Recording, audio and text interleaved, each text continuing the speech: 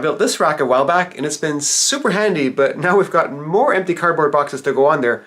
So I want to build a similar rack but simpler because this one was quite complicated to put together. This time I just want to have pieces of solid wood between the boxes like this, and then a layer of plywood, and just build up from there. And that means I need a lot of pieces this size, which I'll resaw out of some scraps here.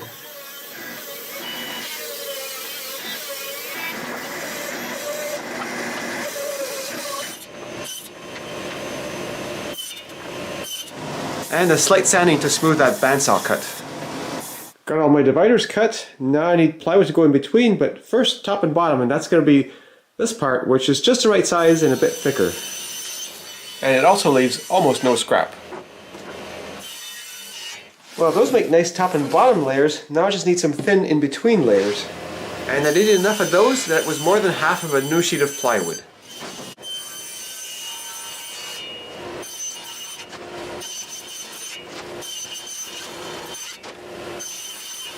Now, how to join all this stuff so it's not a house of cards.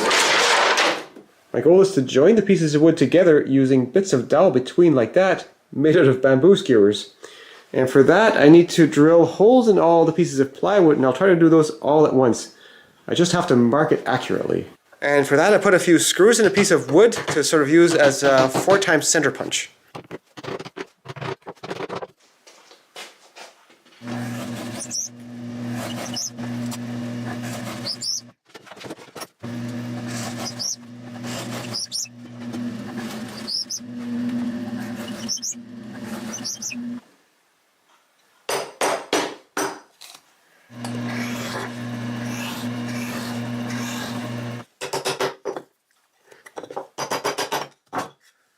And it looks like the alignment is sufficiently good with that.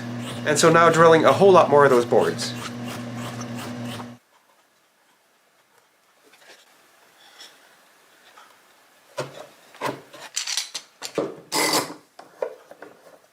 With something with this many dowels that need to come together, the order of gluing up is complicated, and while this was drying, I prepared the dividers for the next layer.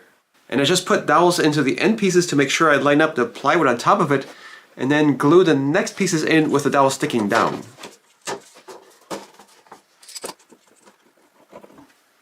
Well, these do not line up terribly well. This is going to be tricky.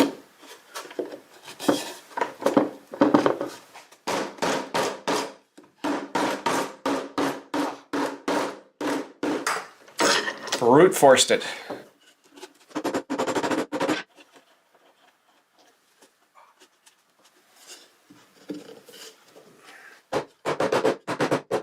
And I'm not sure that was optimal last time, so this time I had 2 dowels sticking out of each piece of wood sticking up, and then lined up the plywood with that. Shit.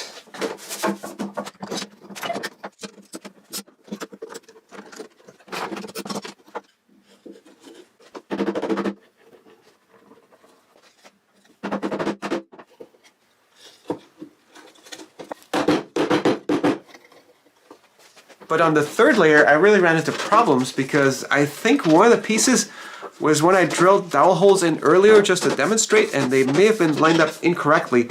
So getting that all together was really hard, and I actually broke a couple of dowels trying to make it all fit.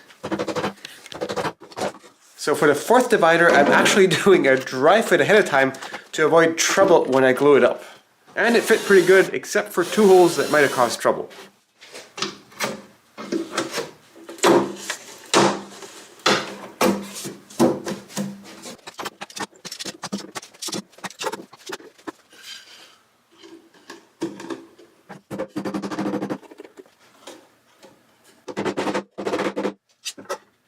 Every once in a while, one of these pieces just doesn't want to end up vertical, so I just clamp a piece of wood to the side of it to force it vertical.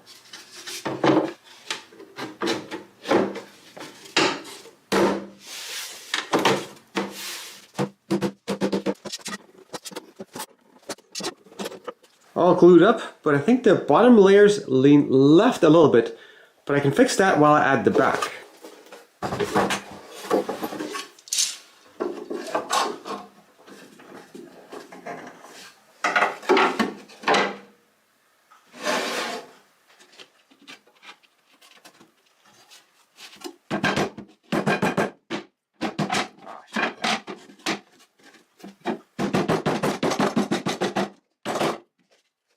And it turns out the cabinet wasn't quite straight, so that took a bit of brute force to get in.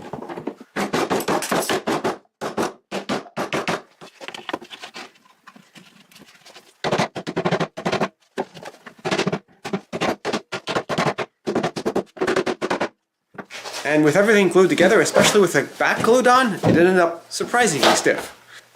And the boxes fit rather snug in here.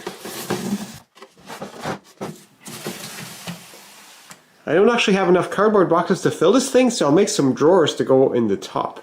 And I'll start by resawing scraps of 2x4 to make thin boards for the sides. And a quick sanding to smooth those sides a bit. And cutting all the bits to length. And then it's into the box joint jig, and I've got a 1/8 inch curved blade in the table saw, and the gear on it advances the sled by 1/4 inch each turn, so that way I get my 1/8 inch box joints by just turning the crank every time I make a cut. And I'm making also a cut on the backstroke, just faster that way.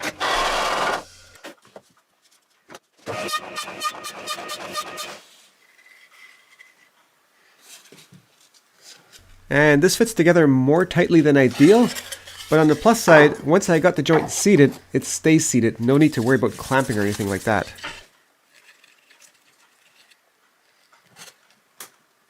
Oops.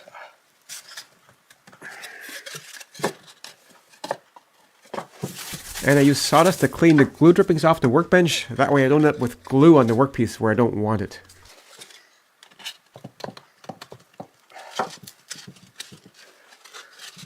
And I'm using a block of wood to help apply force to close that joint, because with the workpieces that thin and that much force, it's all too easy to split the sides. And a bit of sawdust rubbed on to help get the excess glue off. And then flush trimming it on the bandsaw. Well, not really flush trimming, just getting most of the protrusions off. And then finishing the flush trimming on the belt sander. And these bits of plywood are the bottoms, and I'm just giving them a light sanding around the edges. That way I know I'm gluing a fresh surface, because you never know what might be on the surface for a piece of plywood that's been kicking around for a long time.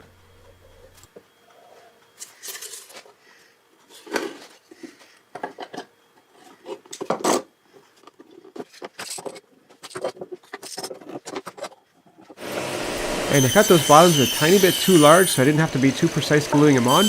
And now flush trimming on the table saw. The blade is underneath the fence, so that way I can cut off quite a bit of protrusion. And I saved cutting the sides to the right height until the end, because that way I don't have to worry about the thickness of the plywood. In fact, since I'm using up scraps, not all the plywood bottoms are the same thickness. So I made a few more of these wooden ones than I actually needed. But I want to make these look a little bit nicer. So I got a little bit of nice cherry, and I'm just cutting some veneers for the drawer fronts on the bandsaw. And I also need to make some drawer pulls so I can get the drawers out of the cubbies without sucking them with my dust collector.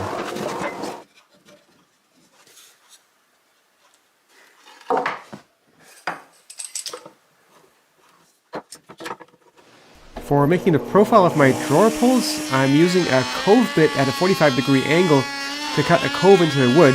I could of course use a ball nose bit straight, but tilting the router like this works much better, and I can cut that cove in one pass. And I want to round the front corners a little bit, and that's faster on the belt sander than it is setting up the router. And then cutting the corners at an angle just looks nicer that way.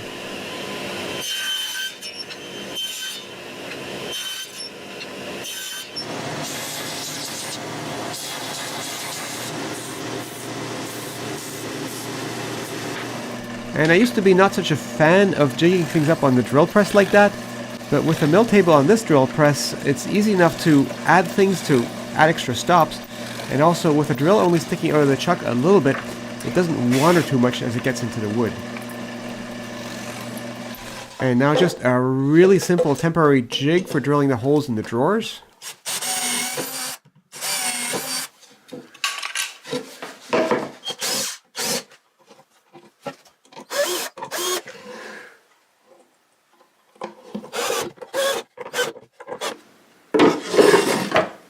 So I ended up making 10 drawers, but it looks like more than that here because 3 of them are actually cardboard boxes with a nice front glued on.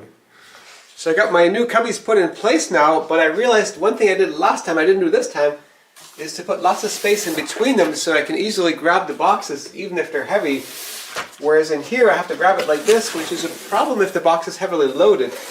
So I ended up putting more of these drawer fronts on the rest of the cardboard boxes, so now they all have handles on them, and they just look so nice that way.